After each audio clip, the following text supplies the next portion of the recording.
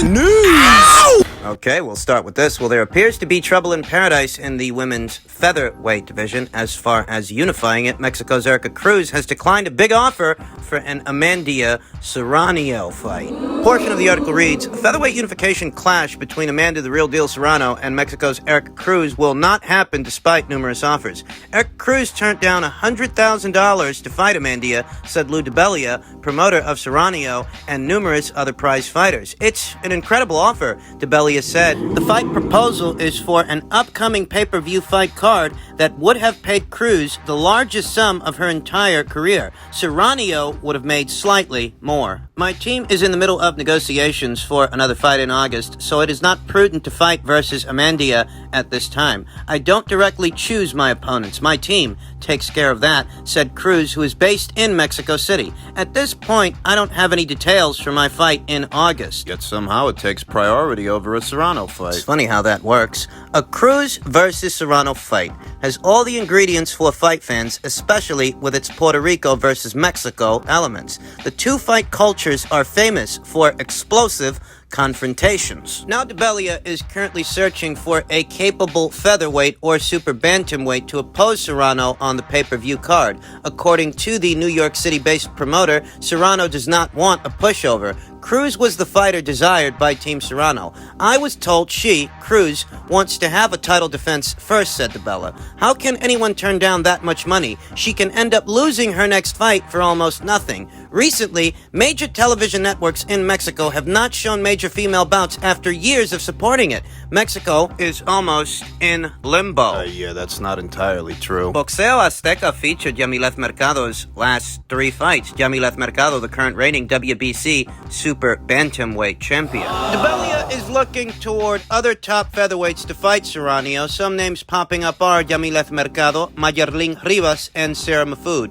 A Showtime press release sent today mentioned Cruz fighting Serrano for an upcoming pay-per-view card. 20 minutes later, it was replaced and Cruz's name was not mentioned. Mexico's Cruz was a surprise winner over Marjanovic on a fight card that was seen the world over. She said Serrano's fight is a possibility in the future. When they tell me it's time to fight her, then we will, said Cruz. I want to say that Cruz is treating an Amanda Serrano fight the same way that Amanda Serrano treated the Katie Taylor fight. But don't get me wrong, I agree with Lou. How many other featherweights out there can provide Cruz with a 6-figure payday? $100,000. How many? This is the biggest fight she could have. In truth, Cruz is not doing anything here that we haven't already seen Amanda Serrano do before, in reference to the Katie Taylor fight. That's right.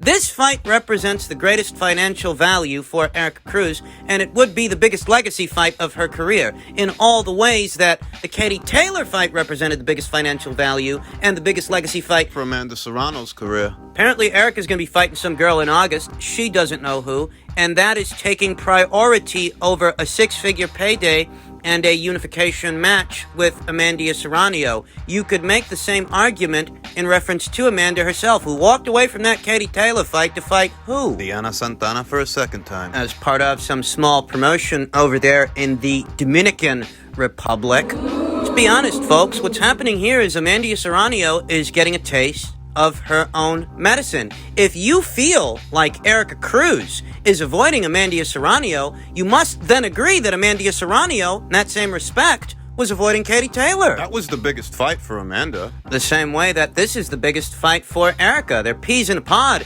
is what they are, and the chickens, as they were, have come home to roost for Amanda. So they're looking at Yamileth Mercado, a super bantamweight champion, and Sarah Mahfoud, the only other reigning featherweight champion, the IBF's featherweight champion. And who knows if they'll have any more luck with those two girls than what they've had so far with Cruz and Jelena Marjanovic before her. Who knows? All of a sudden, Amanda Serrano has taken a liking to unifying divisions, unification matches, and in truth, if things aren't working out at 126, you can always move up to 130 pounds. God knows you fought there before, held the title there before.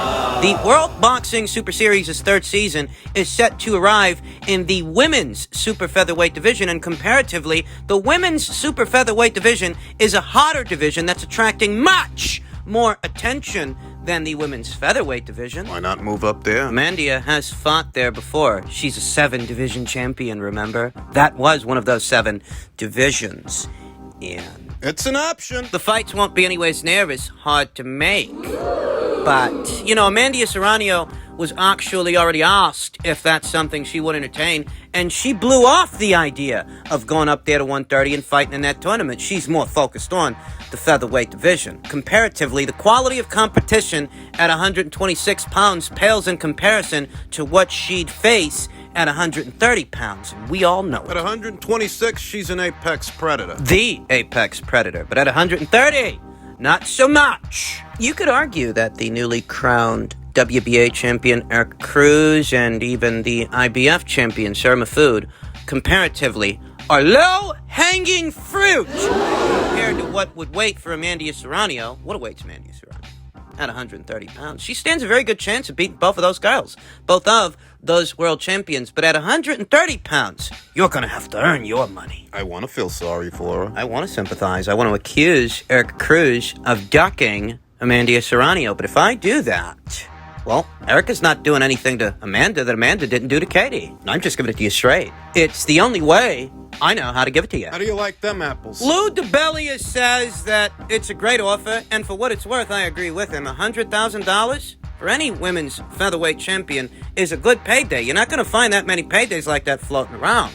Lou's right that she could lose. She could very well lose her very next fight for next to nothing. So why take the chance? I mean, that's basically what happened to Deborah Dionysius on Route 2.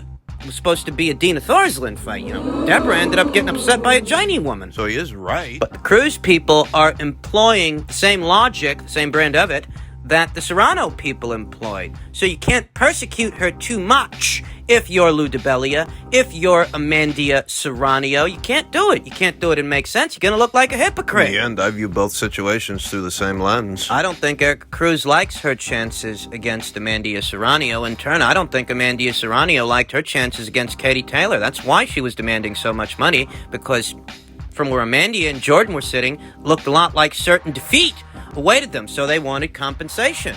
And, This ain't no charity. This is a business. what was already on the table for Amanda was already in excess of her highest purse and in excess of anything else she stood to make with anyone else out there not named Katie Taylor. She was offered a career high price the same way Erica Cruz being offered a career high price. And Erica did what Amanda did in that same situation. So nobody likes their own medicine, but that's what Amanda is getting a taste of here and now. In other news, Tyson Fury has yet another addition to make to his trophy case. Apparently, he is the recipient of the 2021 ESPY Award for the best boxer. In the category, you had Tyson Fury, you had Canelo Alvarez, you had Clarissa Shields. And you had Teofimo Lopez. I can't tell you how much fucking sense it makes to award the 2021 Best Boxer ESPY Award to Tyson Fury, who hasn't even fought in 2021. He hasn't fought this year. He hasn't fought in a year. But apparently, He's this year's best boxer. not Clarissa Shields, who racked up a rather dominant victory over unbeaten Marie-Eve Dicker of Canada, reigning IBF champion at that time. Not Clarissa Shields for not only beating Marie-Eve Dicker, but also debuting in the octagon in the cage. No, they didn't want to give it to Clarissa. They didn't want to give it to Canelo Alvarez. He's fought something like 3 times in 5 months. Has looked dominant every single outing, every single time, taking on 2 unbeaten champions in 2 of his last 3 fights. In his last fight, he broke the indoor record for attendance. I mean, nobody's really getting things moving and shaking in this part of the world, the United States, the way that Canelo Alvarez is doing it, as dominantly as he's doing it. But he didn't deserve the ESPY for 2021 either. The guy who didn't fight this year, the guy who hasn't fought in a year, this is the guy that gets the 2021 ESPY Award. And this is why Boxing doesn't take itself seriously. it doesn't even represent itself properly. You're going to give this kind of an award to Tyson Fury? Why? Because he's in bed with ESPN by way of Top Rank? Talk about towing the company line. Why? Because you guys are still trying to promote his upcoming fight, his upcoming trilogy with Deontay Wilder? Is that why you feel he's more deserving of this award? Are you using this as an avenue to try and still promote this guy that has you in the red? You think we can't tell what's going on here? I'll tell you what I think.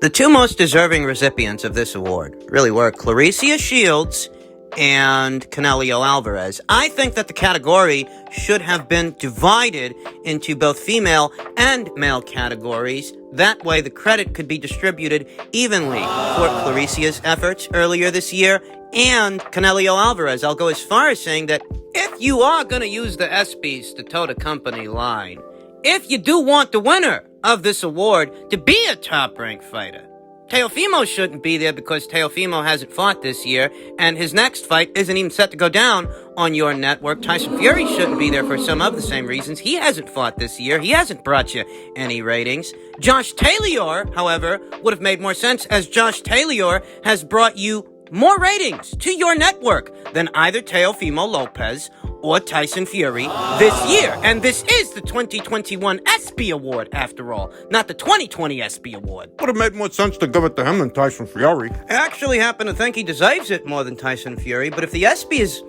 all about promoting the network and its boxing affiliate, well, it would have made more sense to give it to Josh Taylor, because maybe every American doesn't know this guy. Maybe he's not a household name here yet. When the biggest sports network in the country goes as far as giving him this kind of award, well, the populace will thereby become more familiar with him. You've got Leonard Smellerby running around, running his mouth about how nobody knows Josh. You're a promoter. Do something about it! They should have gave him the ESPY award. On merit, because this year, he became his division's undisputed champion. They should have gave it to him to help toe the company line, because he is one of your fighters, one of the fighters you are promoting, and he's brought you more ratings this year. His fight did, at least, than either Teofimo Lopez or Tyson Fury. Teofimo or Tyson Fury haven't fought this year. These are the bozos that run boxing in America. Doing another bang-up job. This kind of chicanery, as it were, lends itself to the overall problem in the American boxing scene we talked about in my previous video. Tyson Fury don't fight for over 12 months. He gets an ESPY. We're supposed to be oohing and eyeing over it, I guess. But Fury Wilder looks to be postponed. There is a COVID outbreak, including Tyson Fury and the Fury camp, which will mean that this fight gets postponed. So, yeah, thoughts on that first of all? I mean, look, I don't know the ins and outs, the facts, what to believe. I told you the fight wouldn't happen. Whether it's COVID related, whether it's the fact they hadn't sold any tickets, whether it was the worry that the pay-per-view was going to flop, whether it was Fury's camp weren't going great, I have no idea. And I'm sure someone's got COVID, and it's not an unusual occurrence. But I think when you look at the manifest and the seating plan online, and you realise how few tickets they'd sold for the event, it does start stinking a little bit. But I'm sure there's some truth to it, and October's a bit weird. It was just all a bit weird. The fight might be delayed because there's someone in the camp's got COVID, and then an hour later, actually Fury's got COVID, and then an hour later, actually now it's off. No, Top Rank said no, it's not off at the moment. We'll keep you up to speed. Then about half an hour later, it was off. Who knows? I don't. It's very difficult when you've had the kind of dealings that we had to just believe anything. So, if he has got COVID, wish him all the best. Anyone that's got it, wish you all the best. I don't know why it's being delayed to October. It will now be over a year and a half since they last fought in their last fight. Clearly, from the reaction of the fans and the ticket sales, no one wants to see the fight.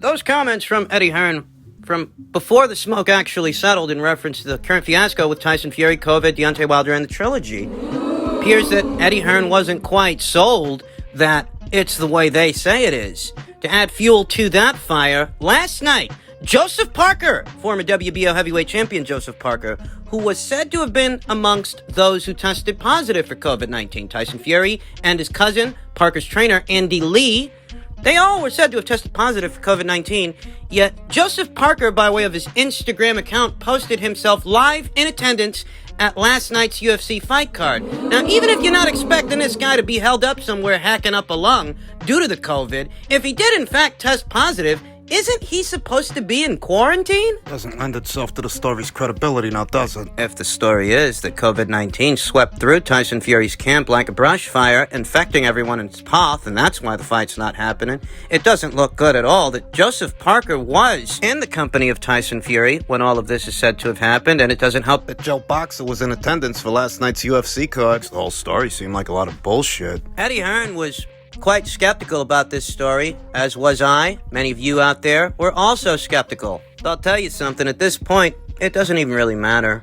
It doesn't matter if Tyson Fury really does have COVID and that's why the fight's been delayed, or maybe it's just a cover story and they're moving the date because they want more time to promote the fight since tickets weren't moving the way that they wanted them to. At this point, it doesn't matter because ultimately it all results in the same thing. People have lost interest. They don't care anymore. A full year later, over a year later, they just don't care that much. This is the entertainment industry, after all. This is the entertainment business. I understand that it's a sport. It's a brutal sport. It's the hurt business, but it's also show business. And what you're putting out there is intended to entertain the masses, the populace at large. And no one is entertained by this. No one is the least bit amused by this entire fiasco that has resulted in the cancellation of 2 major heavyweight fights this year alone. One cancellation and one postponement. For a fight that wasn't even all that hot a ticket anyway. I mean, the only silver lining as far as I was concerned in reference to what was supposed to be Tyson Fury versus Deontay Wilder 3 late this month is that at least that chapter of it, that bit of it, it would have been over, regardless of how it affected the Fury fans or the Wilder fans. And we're not even getting that. Not till October. If anybody's still interested in October, who knows? We supposed to mount an investigation? Are we supposed to be up in arms about this? Because, frankly, my dear, I don't give a damn. Gary's got COVID. He ain't got COVID. Who really cares? Not me!